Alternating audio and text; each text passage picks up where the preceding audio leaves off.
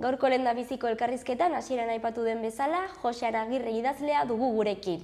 Goldsmithen ikaslea dituriko liburu berria kaleratu du Elkar argitaletxearekin eta hemen daukagu aurkezteko. Arratsaldeon. Arratsaldeon. Zer moduz? Ondo. Ondo. Bueno, konta iguzu, zer aurkituko dugu Goldsmithen ikaslea liburuan?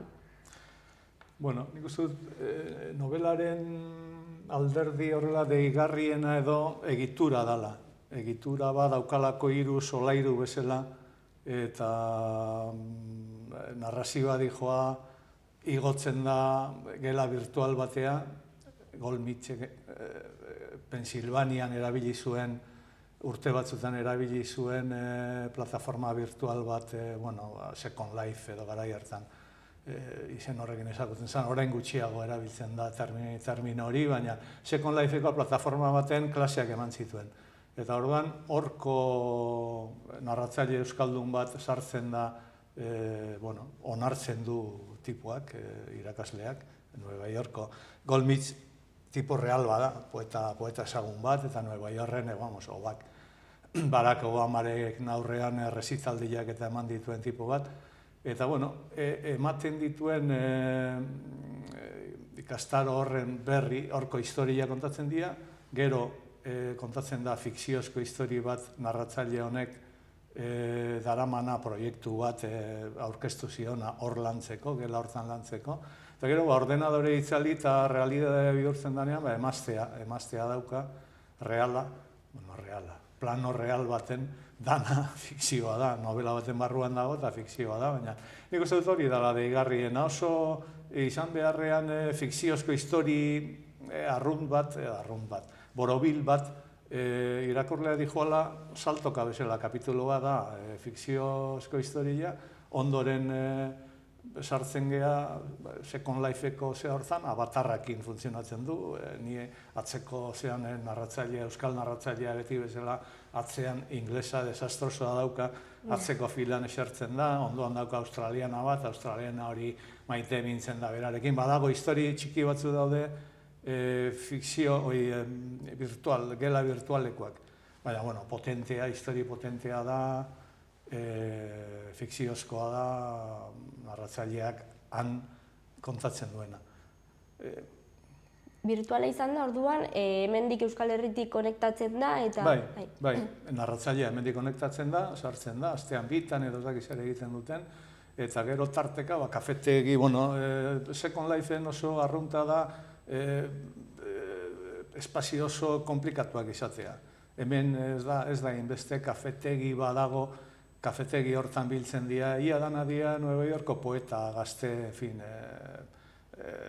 oso neoyorkinoak.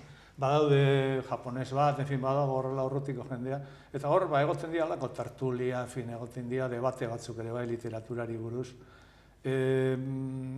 Goldsmithen teoria nagusia da sormena debekatu egin behar dela, eta landu behar dela, ikasleak ikasi behar dute kopiatzen, ikasi behar dute imitatzen, ikasi behar dute plagiatzen, ikasi behar dute pirateatzen.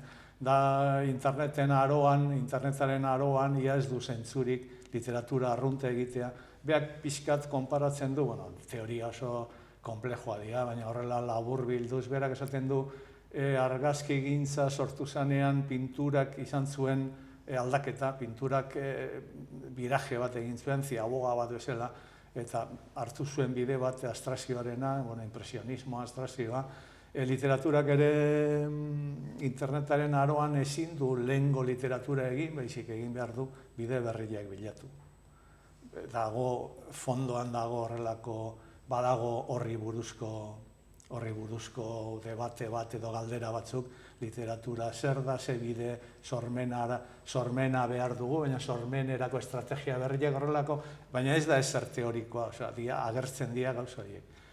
Baina potentea da, fuertea da,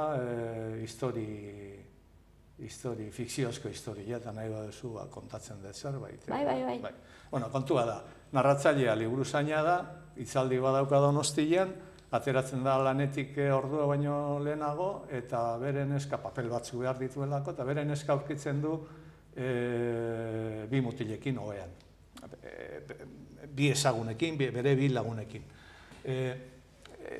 Golmitzek bere teoria nola dan, ezin duzu ezer berririk sortu, osea, nik pentsatzen dut orduan, estena hori nola erabili nuen beste novela baten esaten diot, behitu, beste novela baten erabili nuen lau lerro egiteko, baina nahi bozu hau eraman dezaket estremora. Eta esaten dit, perfecto, porque horrela ebitatzen duzu gauza berri bat sortzea, eta da.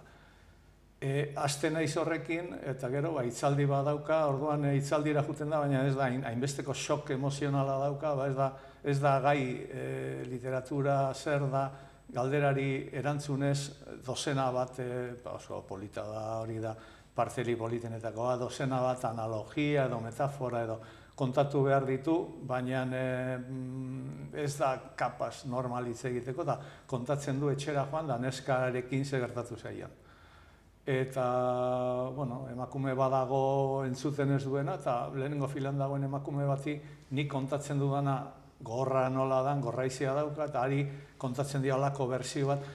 Neskaren historiari kontatzen da sekuentzi luze baten bezala, ez dakit, igual 10 aldiz edo.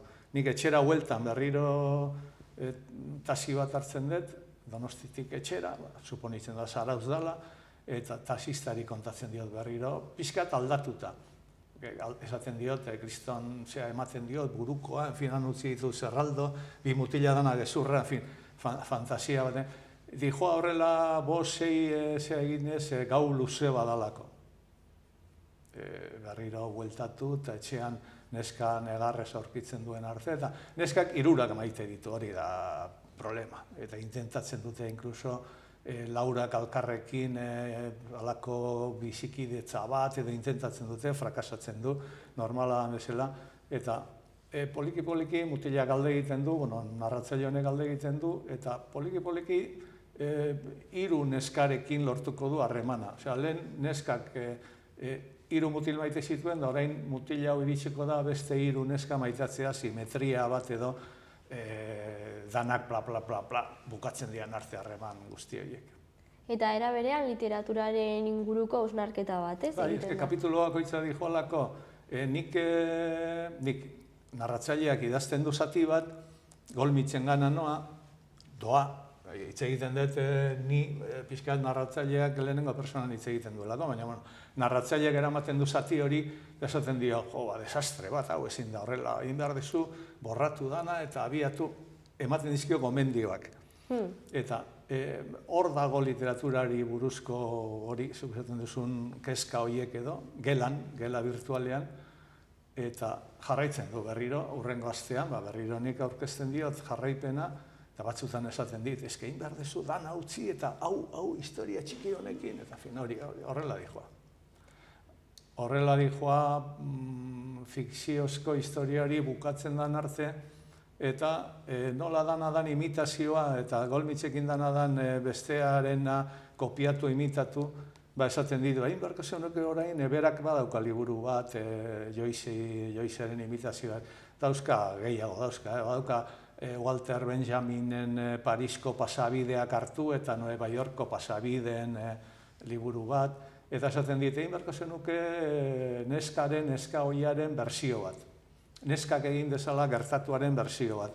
Pixkat Molly Bloomen, Ulyssesen azken kapitulo famatuan egiten duenaren antzekoa. Eta, orain arte nik oso nire ikuspegitik oso errez eramaten den novela, baina gero emakumearen ikuspegitik komplikatuagoa zaite. Emakume moderna, hori 50 urte dauzkan emakume baten ikuspegia kontatu behar dut, gizonok ditugun maniak, ez dakit, horiek ez, obsesioi buruz, ez? Eta, parte hori zailagoa egin zitzaidan, eta bukatzen da ikasbideia batekin.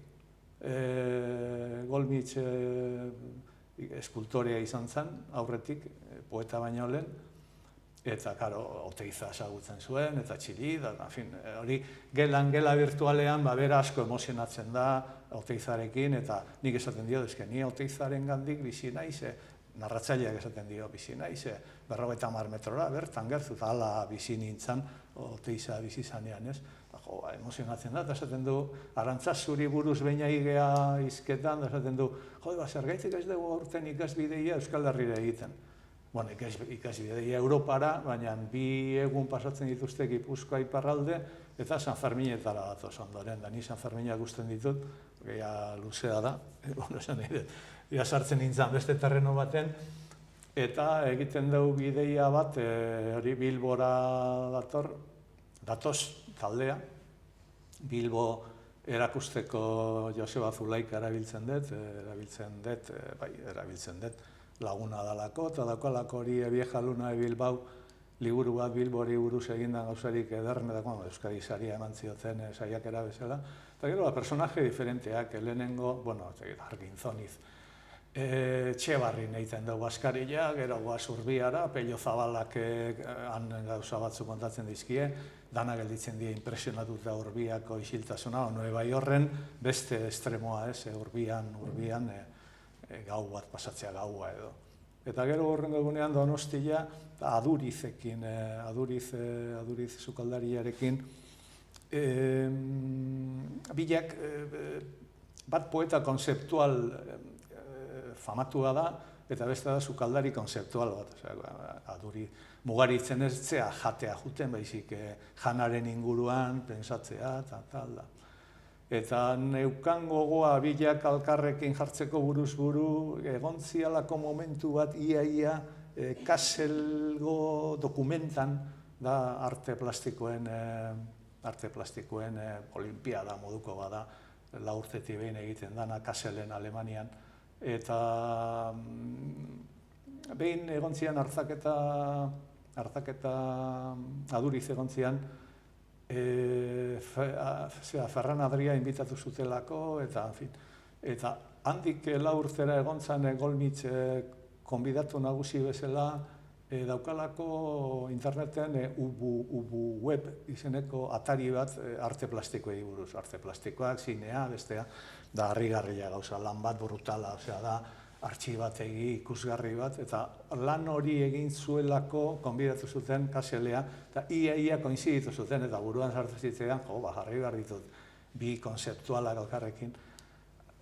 Arte konzeptualari buruz, nik ez da novelan gauza handirik agertzen, dano dakiguna da, gauza bat kontestuz aldatzen bada, esate bateko Duchampek erabiltzen zuen pixatoki bat galeria batera sartu eta arte bihurtzen da. Eta hemen ere badago joku hori ez, Zulaika ensaioa da, baina ni novelan sartzen badet novela bihurtzen da, gauza horiek. Lehengokoan horrela elkarrizketa baten gogoratu nintzen behin Londresko museo baten inauguratu behar zuten arratzaldean eta presaka deitu zioten iturgin bati, irakurri nuen eta pixkat hori erakusten du ez. Iturgin bati deitu zioten komuna edo konpontzeko problema bat zutelako. Utzi zuen kaja herramientas, utzi zuen bastar baten, lanera juntzan eta bitartean fotografoak etorri zian eta argazkiak atera zituzten eta kaja herramientas pensatzen zuten artea zala eta efectivamente galeria baten kaja bat arte bihurtzen da, hori da bizkate. Azken viaje horren sukaldaritza konzeptualaren eta horren inguruan. Ematen du horrela kontatuta oso gauza teorikoa eta dala, baina ez dago teoriarik. Narratiba da, erabat. Baina gai asko ukitzen dira, ez? Bai, zati polit bat dauka eskultorekin ezagutzen duen, mutilonek ezagutzen duen eskatako badalako, arte ederretako irakaslea da, eta badagor eskultore, ez da eskulturari buruzko, baizik eskultoreen alderdi narratiboak.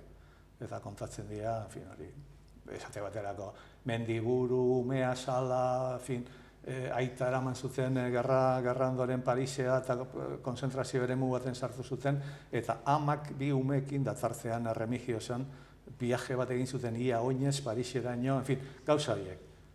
Txillidak egin zuen viaje bat, Gijonen jarrita daukan horizontearen homenajea edo goratzarrea, eskultura genial bat, eta horren leku bat bilatzeko Atlantiko osoa pasa zuen emaztearekin, eta leku on guztiak zeuden militarren gotorlekuekin egin da, eta esaten zuen, ezin dia bilak egin, militarren helburua da kontrolatzea, horizontea, eta nire helburua da horizonteari begira egotea, gauzari.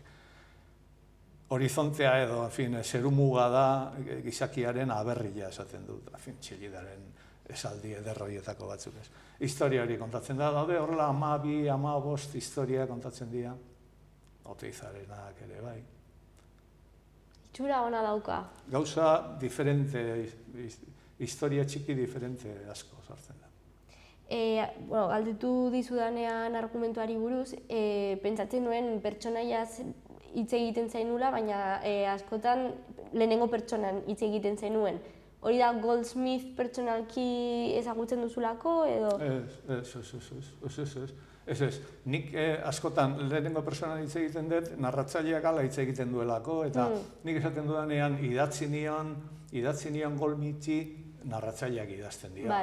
Nik idazten dira, euskaldun ba naiz, hemen Biarriztik gertu bizi naiz, Biarritz ezagutuko duzu, Nabokov egon zan, Miroski, mundu guztia, Hemingway egotzen zan oporretanan, eta besteak erantzuten dit, por supuesto, nik Biarritz ezagutzen dut, eta Donostiko zinemaldia, eta gutxiago, baina Bilbo ezagutzen dute, hori. Esan nahi dut, nik Golmitz ez dut ezagutzen.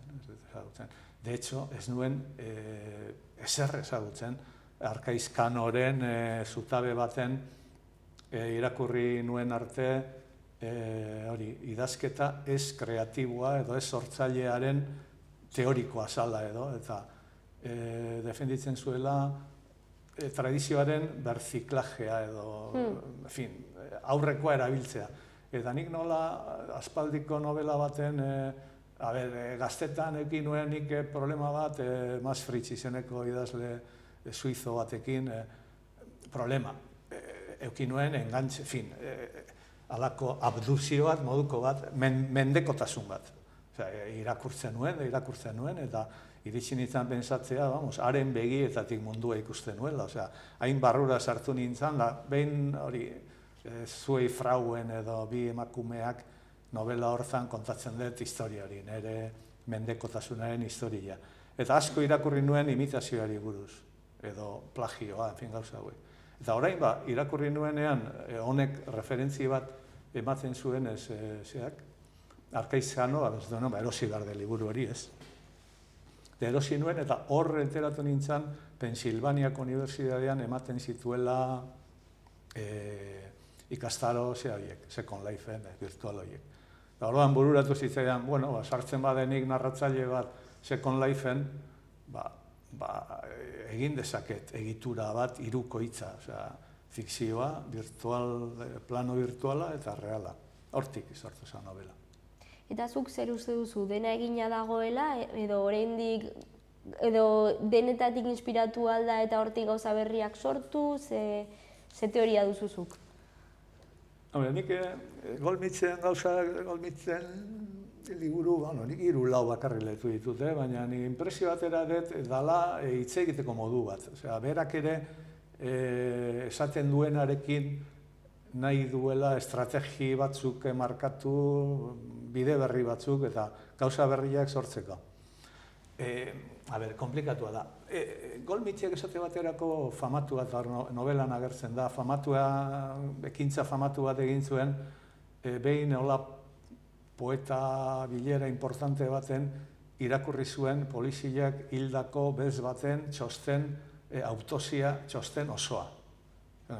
Michael Brown edo zein dan, hil zuen, eta jarri zandanan aurrian eta irakurri zuen txosten osoa. Hori poesia da, hori da lehenengo galdera, ez? Txosten mediko bada. Zenbat balazo zeuzkan, nola hiltzan eta tal. Eta egon zan eskandalu pixkat, eta esan nahi dut, berak ere bilatzen dituela bide berriak arte konzeptualaren bidez edo, ez behar bada sormen klasikoaren bidetik, baizik, beste bide batetatik. Esan nahi dut, Adurizek Mugaritzen gauza berriak sortzen ditu? Igual ez, igual dabil gauzak egiten,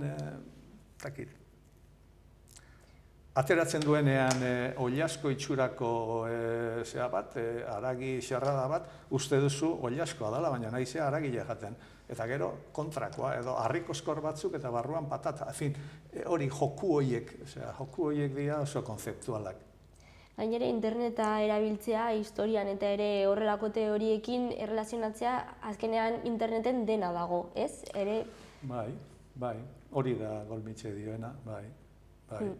Ikasi behar degula hori kudeatzen, eta ez gauza berria sortzen. Hainbeste dagoela ia, dana dela nire novela ez dijo hortik, ez da novela konzeptual bat. Erabiltzen dut Golmitz egitura egiteko, aldamia edo, en fin, aldamiaje hori egiteko. Eta impresio egiten dit, harinagoa bihurtzen dela saltoka zoazelako, oraintxe zoaz leku batera, gero zoaz bestera. Nolakoa izan da liburuaren prestakuntza? Zer? Hori, hasi zinenetik, zenbat iraundu, zenbat egon zara idazten, nolakoa da? 2 urte eta erdi edo horrelako zerbait da, 3 ez da iristean. Oso nik idatzi dituden artean izan da goxoena edo idazteko, erosoena edo. Oso, esker honekoa. Zertan ezberdintzen da aurreko liburuetatik?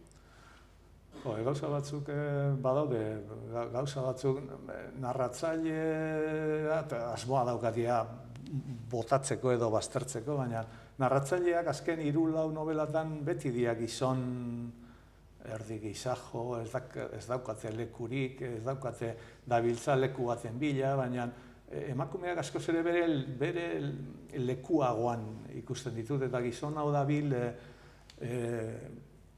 pena ere ematen du, etengabe, bi mutilen oheko estena horren ondotik, gizajoak zenbat sufritzen duen eta zer ibilbide egiten duen gau hortan bertan.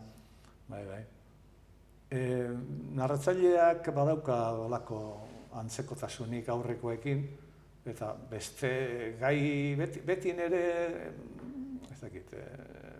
nire novelatan beti da harremanak dira, giza harremanak edo harreman sentimentalak edo maitasun harremana dira zentrala edo, pentsatzen dut. Eta da, horren atzean badago, teoria bat edo, existentzia da, esaldi pretenzioso bat esateko eta borobil bat, literaturaren objeto nagusia existentzia da, eta ez realidadea. Dana da realidadea, existentziale, bai ez, baina pixkat bere izten da, gehiago da gure barruko bizitza eta ez kanpokoa. Hola, modu burdo xamarrean esan da. Eta nabaritzen alduzu aldaketa edo bilakaera bat zure lehendabiziko liburutik orain azkenengo liburura arte? Bai, pentsatzen dut, bai ez, jode. Baina, bueno, norbere izaten da kritikorik txarrena, norbere burua aztertzerakoan. Hemen, novela honetan neuk inpresio daukat, pixkat, hain harina nola zan estruktura, ez dut egin horrelako alarderik. Batzutan joera daukat beti joku literarioen bila ibiltzeko, ez? Eta noizean behin halako demostrazio moduko bat egiteko behitu. Kapaz naiz hemen kriston alardea egiteko, eta ez dakit hemen nahiko humil edo. Badago sensazio bat, realidadea da beti, baina badaude gertaera batzuk edo pasaizo batzuk edo puntu batzuk edo gune batzuk kondensatu bezala egiten dute, esanaia edo tal. Eta idazterakoan beti zabiltza horien bila. Eta historio luze baten ere gune esanguratsuen bidez jutentzea narrazioa osatzen, ez? Eta iristen zeanean puntu horietara joera egoten da eta txarra, neurtzen jakin behar da, batzutan alardetxo bat egiteko edo. Hemen, nik uste nahiko zintzo portatu naizela, suabe. Nolakoa da zure egunerokotasuna liburu bat idazten ari zarenean?